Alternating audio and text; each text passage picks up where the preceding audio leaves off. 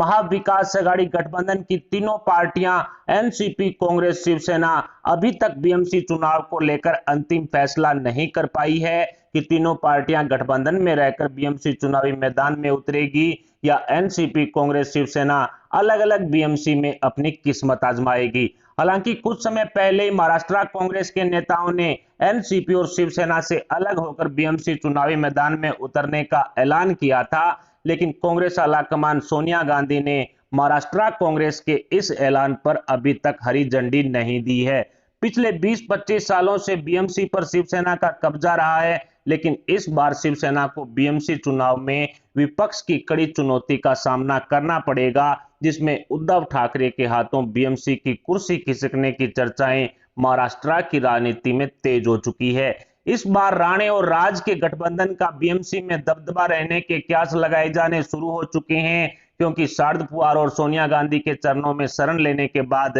शिवसेना के हिंदुत्व वाले सिद्धांतों पर सवाल उठने शुरू हो चुके हैं और भारतीय जनता पार्टी ने मन से प्रमुख राज ठाकरे के साथ मिलकर हिंदुत्व के मुद्दे पर शिवसेना की घेराबंदी कर ली है, जिसके भयंकर परिणाम बीएमसी चुनाव में देखने को मिलेंगे, क्योंकि हिंदुत्व को छोड़ मुस्लिमकरण की कांग्रेस नीति अपनाने से उद्धव ठाकरे के खिलाफ शिव सैनिकों में भी रोष व्याप्त है और राज ठाकरे को उद्धव ठाकरे के विकल्प के रूप में शिव सैनिकों ने देखना शुरू कर दिया है, जिसकी एक झलक राज ठाकरे की औरंगाबाद जनसभा में देखने को मिल चुकी है, जिसमें हजारों शिव सैनिकों ने शामिल होकर उद्धव ठाकरे को एक कड़ा संदेश दे दिया है। और loud speaker versus Hanuman Chalisa के मुद्दे पर महाराष्ट्र की राजनीति में मचे बवाल के दौरान भी शिवसेना के ही नेताओं और पूर्व पदाधिकारियों द्वारा दिए गए बयानों के अनुसार 99% शिव सैनिक राज ठाकरे के इस फैसले का स्वागत कर रहे हैं। तो ऐसे में महाराष्ट्र की राजनीति में एक बड़ा सवाल उठ खड़ा हुआ है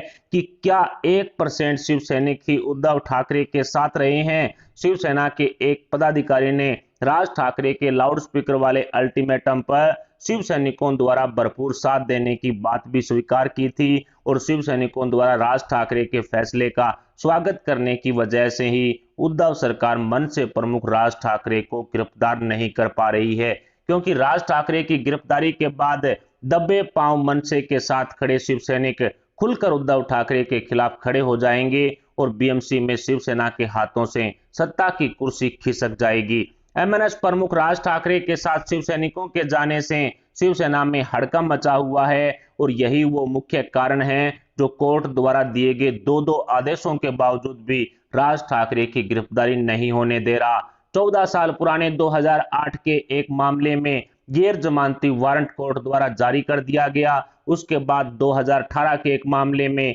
राज ठाकरे के खिलाफ गैर जमानती वारंट जारी कर दिया गया, लेकिन उद्धव की पुलिस मन से प्रमुख राज ठाकरे को गिरफ्तार करने वाला कदम नहीं उठा पा रही है, जिसका मुख्य कारण बीएमसी चुनाव और राज ठाकरे के साथ दबे पांव खड़े शिव सैनिक हैं, जो राज ठाकरे की गिरफ्तारी बाद शिवसेना के राजनीतिक भविष्य की बर्बादी का कारण बन सकता है और इसी वजह से उद्धव ठाकरे राज ठाकरे को गिरफ्तार करने के आदेश नहीं दे रहे हैं। खैर, हिंदू हृदय सम्राट श्री बाला साहब ठाकरे जी की रणनीति को आगे बढ़ाते हुए लाउड स्पीकर का मुद्दा उठाकर महाराष्ट्र नवनिर्माण सेना के मुखिया राज ठाकरे ने हिंदुत्व के मुद्दे पर अपनी नींव मजबूत करने के लिए कदम बढ़ाया, तो उद्धव ठाकरे के फैसलों से नाराज शिव सैनिकों ने राज ठाकरे की हौसला अफजाई और दबी आवाज में मनसे का साथ देने वाला फैसला लिया, जिसके परिणाम स्वरूप राज ठाकरे की औरंगाबाद महाजनसभा में 1 लाख से ज्यादा लोगों की भीड़ जुटी और इसी जनसभा में शिवसेना की उमड़ी भीड़ को देखने के बाद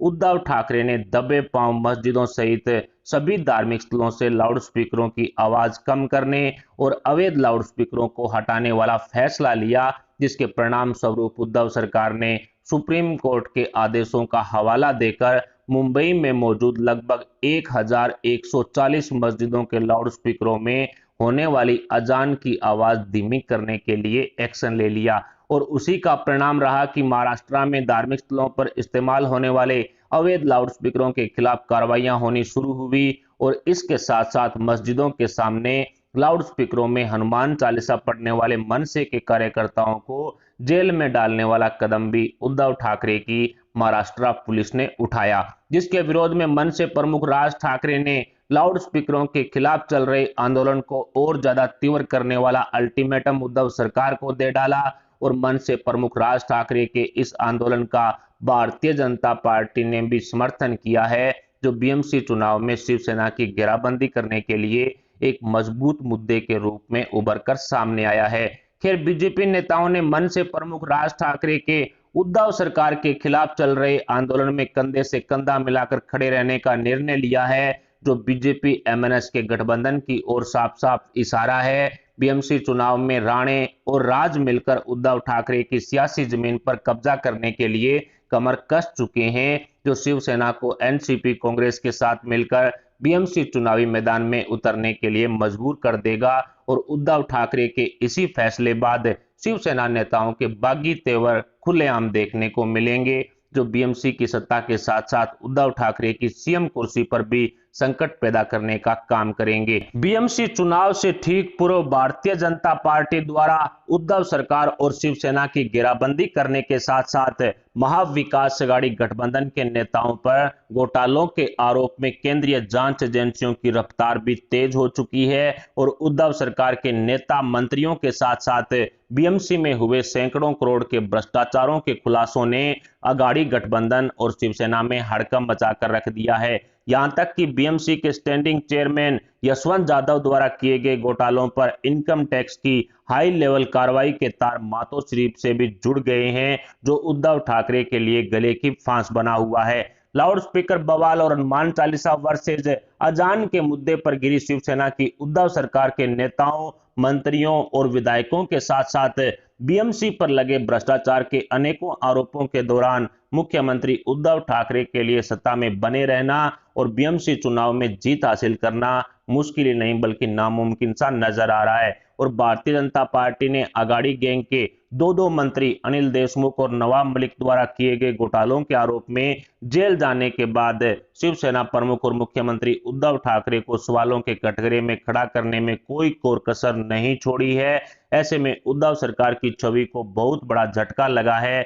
जिसका खामियाजा बीएमसी चुनाव में उद्धव ठाकरे और शिवसेना को भुगतना पड़ सकता है। ऐसे में अघाड़ी गठबंधन की तीनों पार्टियों के नेताओं में पड़ी आपसी तल्खियां भी किसी से छुपी हुई नहीं है और कांग्रेस के नेताओं ने तो महाविकास अघाड़ी गठबंधन की सीएम कुर्सी पर शरद पवार को बैठाने तक वाली मुहिम शुरू कर दी है, जो शिवसेना कांग्रेस के नेताओं में आपसी दरार को जन्म दे चुकी है। उद्धव ठाकरे को उठाकर एनसीपी प्रमुख शरद पवार को मुख्यमंत्री बनाने वाली कांग्रेसी नेताओं की बयानबाजी के विरोध में शिवसेना ने यूपीए अध्यक्ष की गद्दी से सोनिया गांधी को उठाकर शरद पवार को बैठाने तक की मांग कर डाली है। तो समझा जा सकता है कि महाविकास अघाड़ी गठबंधन के नेताओं में आपसी दरार कितनी बड़ी है और बीएमसी चुनाव के दौरान सीट बंटवारे में भी तीनों पार्टियों की आपसी तनातनी देखने को मिलेगी, क्योंकि गठबंधन धर्म के अनुसार सीटों का बंटवारा होता है तो कांग्रेस और शिवसेना 1/3 सीटों के फार्मूले पर कभी भी सहमत नहीं हो सकती है। एनसीपी को साइडलाइन कर दिया जाए तो कांग्रेस और शिवसेना बीएमसी की सभी सीटों पर एड़ी चोटी तक का जोर लगा करके चुनाव लड़ती है। तो ऐसे में 1/3 फार्मूले पर शिवसेना कांग्रेस में आपसी तकरार होना स्वाभाविक है, जो महाविकास अघाड़ी गठबंधन में बगावत को भी जन्म दे सकती है। और शिवसेना कांग्रेस अलग होकर बीएमसी चुनावी मैदान में उतरती है तो फिर भारतीय जनता पार्टी के लिए बीएमसी चुनाव में जीत दर्ज करना और भी ज्यादा आसान हो जाएगा, क्योंकि 2017 के बीएमसी चुनाव में शिवसेना से सिर्फ 2 सीटें कम रहने वाली बीजेपी उद्धव सरकार के भ्रष्टाचारों वाले मुद्दों को उठा करके राजनीतिक फायदा उठाने में कामयाब हो सकती है। इसके अलावा भी यदि एनसीपी कांग्रेस शिवसेना गठबंधन में रहकर बीएमसी चुनावी मैदान में उतरते हैं तो भी बीजेपी को फायदा होगा, क्योंकि 1/3 फार्मूले के अनुसार सभी सीटों पर शिवसेना अपने उम्मीदवार नहीं उतार सकती है। तो ऐसे में शिवसैनिक कभी भी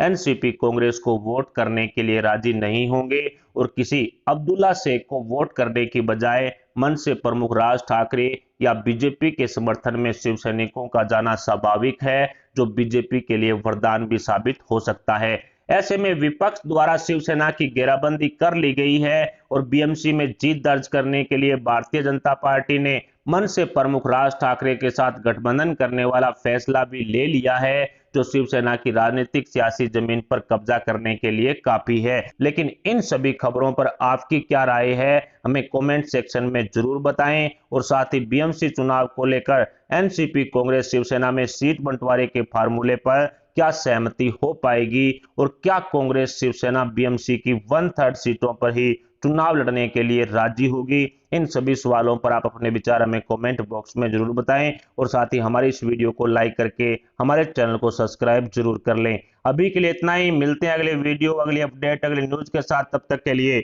जय हिंद, जय भारत।